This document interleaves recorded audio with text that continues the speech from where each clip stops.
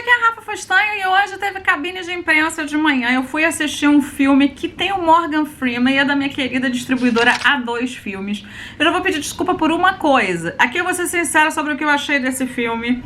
E aqui a gente vai falar primeiro sem spoilers e depois vai entrar com spoilers e final explicado, porque eu saí da sala sem entender muito bem se eu tava certo, se eu tinha entendido o que eu tinha sentido. Então primeiro vamos começar com a premissa do filme. Quando começar os spoilers, eu vou separar aqui e aí vocês pausam. Vai estrear esse filme no dia 24 de agosto nos cinemas, somente Cinemark, é um acordo da A2 Filmes.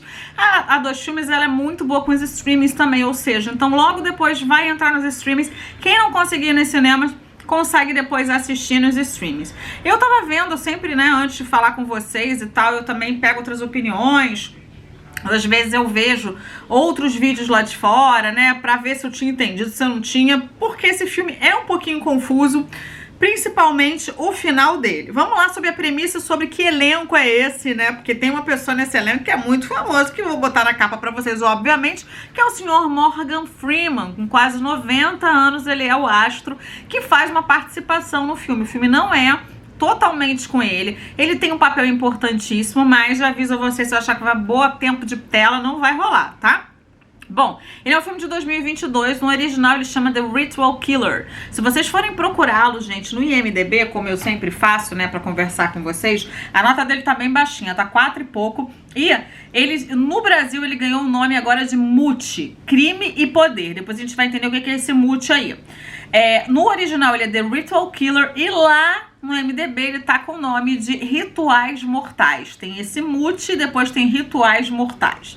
Ele é um filme que tem um detetive muito traumatizado. Você vai ver que ele tá sempre recordando o falecimento da filha dele, que era super jovem, o divórcio dele, não seja o divórcio, mas as brigas dele com a esposa, vamos colocar assim. Ele tem um trauma com um acidente envolvendo a filha dele. E a gente entende ali que ele acaba transmitindo toda essa raiva, essa frustração ou essa negação para as atitudes dele no trabalho. Então ele tá sempre sendo assistido também ali por uma psicóloga e ele tem, acho que é Maria o nome da melhor amiga dele, a parceira dele. Ele é o Lucas Boyd, ele é vivido pelo Cole Hauser, um cara que é mais famoso na televisão americana e que já fez alguns filmes, o rostinho dele vocês vão lembrar, vou colocar fotos aí pra vocês. Gente, perto do Morgan Freeman, esse cara não trabalha nada bem, essa que é a verdade, então assim, é uma diferença muito grande. Eu acho que se fosse outro ator ajudaria, mas também acho que se fosse um roteiro mais bem trabalhado, também ajudaria bastante. A gente tem aqui um roteiro do Bob Bowerson, Jennifer Lemmon e Joy Lemon. Devem ser parentes, enfim. E a direção é do George Gallo.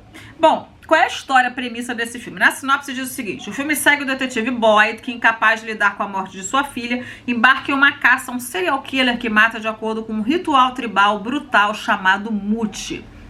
A única pessoa que pode ajudar Boyd é o professor Mackles, que é o Morgan Freeman, um antropólogo que esconde um segredo terrível. A linha entre a sanidade e a loucura diminui à medida que Boyd se aprofunda no mundo do assassino e entende a cultura por trás do ritual. Primeiro, gente, que a gente vai ter locações aí em Roma também. A gente primeiro vai ver um inspetor italiano perseguindo ali uma criatura chamada Handoku, que é vivida pelo Vernon Davis. Ele tá investigando ali com alguns imigrantes africanos e tal. A Itália tem muito dessa questão também, né, de muitos imigrantes africanos, e ele tá ali, ele investiga crimes que têm acontecido e crimes muito brutais. Pessoas muito jovens têm sido assassinadas de uma maneira que são retirados olhos, genitais, pedaços do corpo, né, e encontrados assim, pedaços do corpo mesmo, né, assim, sem nenhuma explicação. Ele tá investigando isso. Enquanto isso, a gente vê esse mesmo Handoku, né, que é esse cara, fechando ali um negócio, né, com outro negociador ali, vamos dizer assim, né, outro cliente, que é um cara muito, mais velho, né, mais velho, não é um senhor, mas é um cara muito importante. E ali a gente vê que tanto o cara precisa dele, quanto ele precisa do cara também, né? Mas a verdade fica ali naquele jogo. Bom, o que a gente vai ver também é que esse detetive, ele tá investigando vários casos de pedofilia. Isso mexe muito com ele por causa da filha. A gente até chega a imaginar que isso tem alguma coisa a ver com a filha dele. O que vai acontecer é que quando ele começar a investigar os crimes que estão acontecendo envolvendo rituais africanos que ele não entende, tem uns chás, umas coisas que ele começa a perguntar e ele não entende, ele vai ver que algumas coisas se conectam com esses crimes lá da Itália. E ele vai precisar da ajuda de um especialista, que vai ser o Dr. Mackles, que é um cara que é o melhor de todos. Ele vai pesquisar no Google e vai atrás desse cara, ter a ajuda dele para desvendar esses crimes. A partir desse momento, entra em cena, né, o Morgan Freeman para decifrar que crimes são esses. A gente vai ter alguns nomes, gente, que eu até cheguei a pesquisar, né, enfim, até tem um canal aqui no YouTube falando, uma moça, até com pouquíssimo viu a menina, mas ela tá descrevendo, né, ela é sul-africana, descrevendo se isso existe ou não. Ou seja, pelo que ela diz, existe mesmo esse sangoma. São curadores. Eu até tinha pesquisado aqui e diz o seguinte, são tradicionais curadores da África do Sul. E aqui, ó, tá escrito sangoma. São tradicionais curadores e tal da medicina da África do Sul. Eles têm diferentes classes sociais e políticas dentro de uma comunidade. Ela chegou a explicar, porque, por exemplo, essa figura do Randoku, ele é uma figura que ele anda de terno, e ela disse que não é assim, né? Os sangomas, eles são pessoas com pouco estudo, então eles não andam igual um James Bond, que foi essa palavra que ela utilizou. E então esse detetive, ele vai pesquisar sobre esse cara, e esse cara é meio estereotipado, né? Como se fosse mesmo uma pessoa que é esse serial killer, mas ele cumpre a partir de determinadas crenças que tem em cima do que ele vai fazer. É como se ele tivesse superpoderes a partir do momento que ele mata essa pessoa e ele faz ali um favor, né, um trabalho para aquele milionário que tá pagando ele, pequeno cantinho, que tá pagando para fazer esse trabalho para ele. O Morgan Freeman, então, é o personagem que vai ajudá-lo a desvendar o que é verdade, o que não é verdade, como pegar, como parar essa pessoa. Tem algumas cenas que são muito surreais de acontecerem, tá?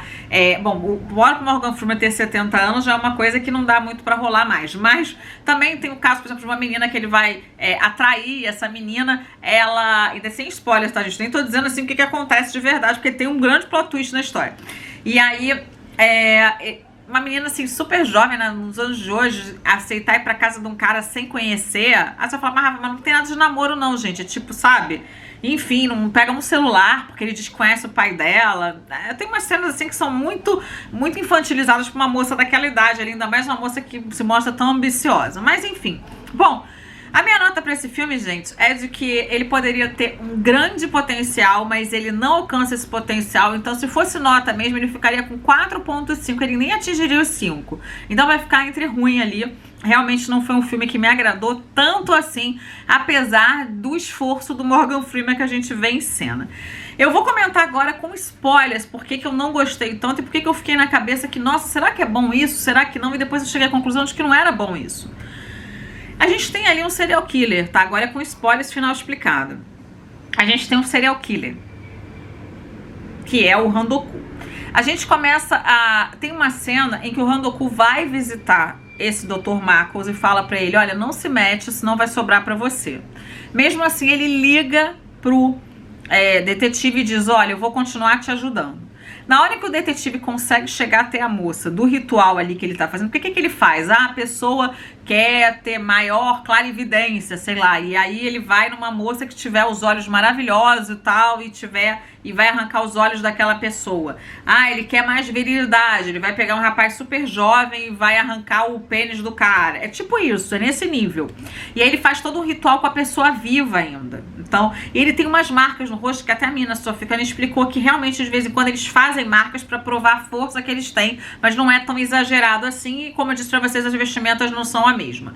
Ele é um homem bonito, né, que se apresenta e tudo, e consegue atrair algumas mulheres mais velhas, as mais novas ele vem com aquele papo de, a gente tem uma proposta pra você, de estudo. Ele sempre, ou seja, é um homem estudado pra levar aquela pessoa com alguma coisa que... Pouquíssimas vezes ele joga, que nem o garoto que ele joga dentro da van. Outras vezes é pelo papo mesmo que ele convence a pessoa e acaba caindo ali no conto da carochinha. O que acontece no final, na grande cena que a gente vê que ele vai sacrificar a última moça, que é uma menina corredora, que o sonho dela é ir pra faculdade, ela acha que, enfim, né, essa que eu acho que foi a mais lesadinha de todas, é que O detetive, ele tinha a tirar. A história do detetive, o trauma dele é que a filha dele, uma adolescente, tinha epilepsia. Ele dorme e ele não vê a menina caindo no mar, se afogando. Sendo que a menina já era um pouquinho mais velha, então ela nem deveria ficar tão perto do mar. Mas enfim, né? Ela não é tão pequenininha assim. A esposa dele, desesperada que isso aconteceu, pega a arma dele e se mata. Então esse é o grande trauma da vida dele. Ele bebe muito, ele não acredita em nada, beleza. Quando ele vai ver um cara que é pedófilo, logo no início a gente entende que ele tem esse trauma grande, que ele não aceita, ele não, o cara nem atirou ainda, ele tá com a arma debaixo dele e ele mata o cara ali a esmo com raiva dele, ou seja, ele despeja ali toda a raiva e injustiça do mundo sem cumprir o papel que é levar preso, ele tá ali como justiceiro, que não é o papel do policial. Quando ele sabe de toda essa história, ele fica muito impressionado. São pessoas muito jovens, algumas da idade da filha dele, que teria a filha dele, e ele, né, se esforça muito para descobrir as coisas. Só que durante essa história toda, esse Randoku vai ferir a parceira dele. E a parceira dele, quando estiver no hospital com a garganta cortada, ele vai acabar sabendo depois que esse professor foi lá. E esse professor também já conhecia, porque ele vai entrar em contato com esse cara da Itália, que não tinha nada a ver a história, com esse cara da Itália, e aí vai explicar que ele já esteve numa palestra dele um tempo atrás, e que eles se viam esporadicamente, ou seja, os dois já se conheciam, o que não faz muito sentido naquela outra cena. A gente entende depois quando o Morgan Freeman, né, o Michaels lá, chega na cena. Porque, gente, ele atira a esmo e a direita, mas quando ele chega pra ver o cara que tá fazendo toda a maldade, prender uma garota que tem idade da filha dele, ele teria idade da filha, ele demora pra atirar. Quando ele demora pra atirar, o cara vem dar uma coronhada na cabeça dele, o cara que seria o cliente. E aí, quando esse cara vai atingir, esse outro chega e rasga a garganta, o Morgan Freeman, né, rasga a garganta do que seria o cliente. Mas o policial está desmaiado no chão. Então esse que é o Randoku, ele vai até o professor e fala, olha, como se fosse matar ele, vai ali e aperta o pescoço dele como se quisesse enforcar. Só que o professor pega e enfia um negócio nele e o mata. Só que a cena que aparece pra gente é ele olhando a garota depois e a gente entendendo que ele não é tão bonzinho assim. A garota é liberta, não vai acontecer nada com a garota depois. Mas tanto o professor quanto ele somem. E depois de um tempo, tanto o inspetor lá da Itália quanto o inspetor Boyd, que é esse Lucas, né, que é o detetive da história, que é o Cole Hauser, vão receber caixas em casa. Aparece pra gente o que o Lucas recebeu. São olhos. Fala, os olhos dele. Seriam os olhos de quem? Então, seriam os olhos do Randoku, que é pra ele ter uma clarividência, ter uma visão melhor. Eu não entendi, gente, isso direito. Mas são os olhos dele. A gente entende que esse papel do Morgan Freeman usou esse cara pra fazer... Gente, não tem muito sentido esse filme. O final explicado é que o cara acabou caindo no jogo dele, ou seja, já que matou ele tá morto, então vamos também fazer esse ritual. Estou ajudando aqui, dando ajuda pros dois, né? Então eu não sei o que o outro cara recebeu, mas ele recebe os olhos e mastiga. E assim termina o filme. É bom isso? Tem mensagem nisso? Tem mensagem, gente? Eu não sei. Eles quiseram fazer 7 pecados capitais, mas acabaram fazendo M. Não é forte. O filme não tem um potencial assim imenso. Sinto muito, mas realmente não conseguiu me ganhar. É isso, gente. Eu vou ficando por aqui. Final explicado, gente. Final explicado é isso, né? Ele deu os olhos pro outro para poder enxergar melhor as coisas. Ele não tinha visão das coisas. Só pode ser isso. Pra ajudar a enxergar melhor, ter mais poder ali de visão, porque ele come o olho do cara. E a gente entende que o Morgan Freeman não era tão bonzinho assim, ele arma tudo aquilo. Ele tá ali por trás. É isso.